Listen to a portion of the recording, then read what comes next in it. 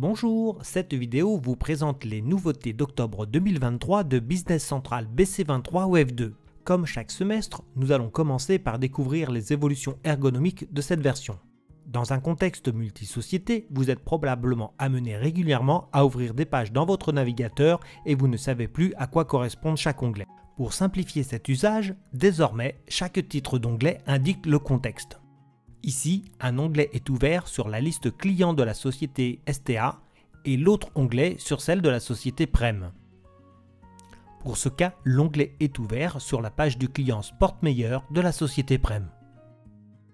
Pour finir, ici l'onglet indique que la liste présentée est filtrée.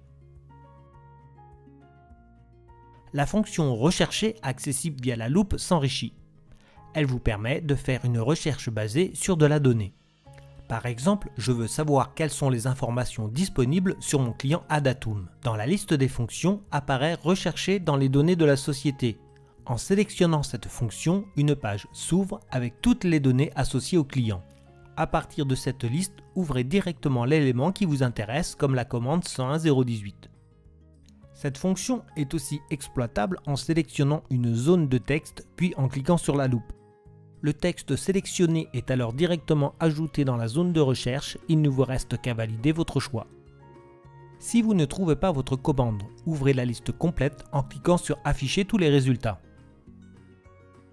Par défaut, un certain nombre de tables sont scrutées.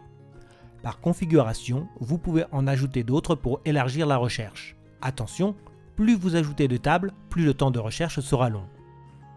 Pour les champs associés à une liste, plus besoin de passer par l'affichage de la liste pour voir la fiche. Utilisez directement Afficher détail. L'aide à la résolution des messages d'erreur continue à évoluer avec des propositions pour traiter l'anomalie. Dans notre cas, la quantité enregistrée est erronée et 3 possibilités nous sont offertes. La première est de copier le message d'erreur pour le communiquer à votre support interne ou à Isatech. La seconde, de revenir à la quantité initiale. La troisième, de sélectionner la quantité proposée pour l'appliquer. Côté personnalisation, une nouveauté importante permet d'interdire la modification de la valeur d'un champ. Prenons l'exemple de la commande de vente qui permet de base de modifier la description des articles. En activant la personnalisation, sur le champ Description, cliquez sur Verrouiller la modification. Puis sur Terminer et le tour est joué.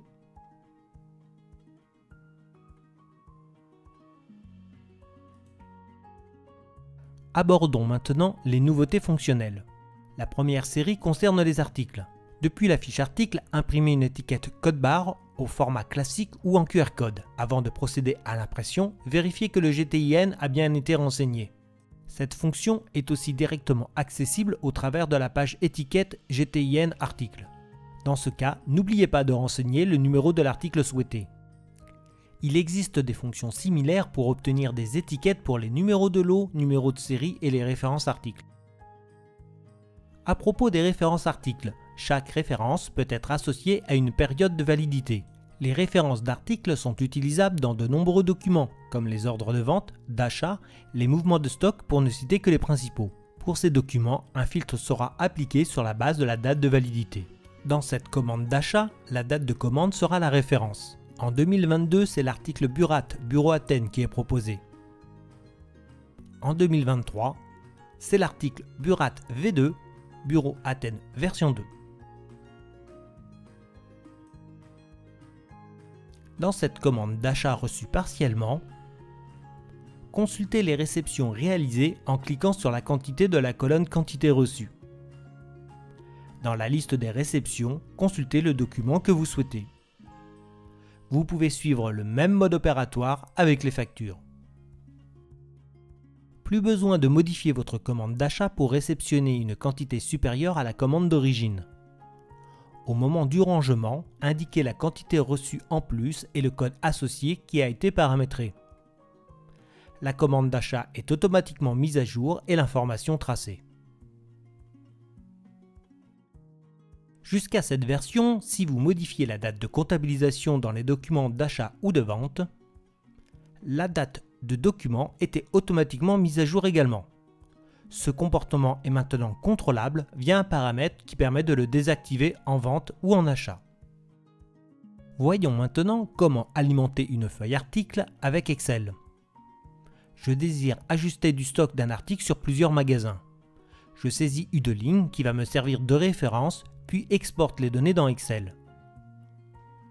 Je complète ma feuille Excel en renseignant uniquement le type d'écriture, le numéro d'article, le code magasin et la quantité.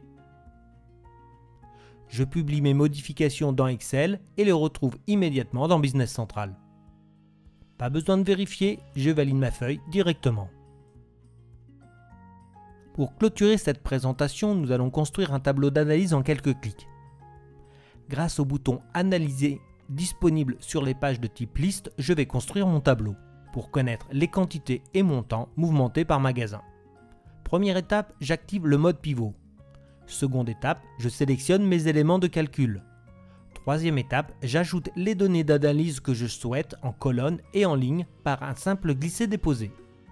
À ce stade, il est déjà possible de consulter le résultat. Pour affiner mon analyse, je dispose de filtres paramétrables. Et comme dans Excel, je vais pouvoir analyser les données. Ici la somme des coûts totaux d'achats réceptionnés sur les magasins Bleu et Est.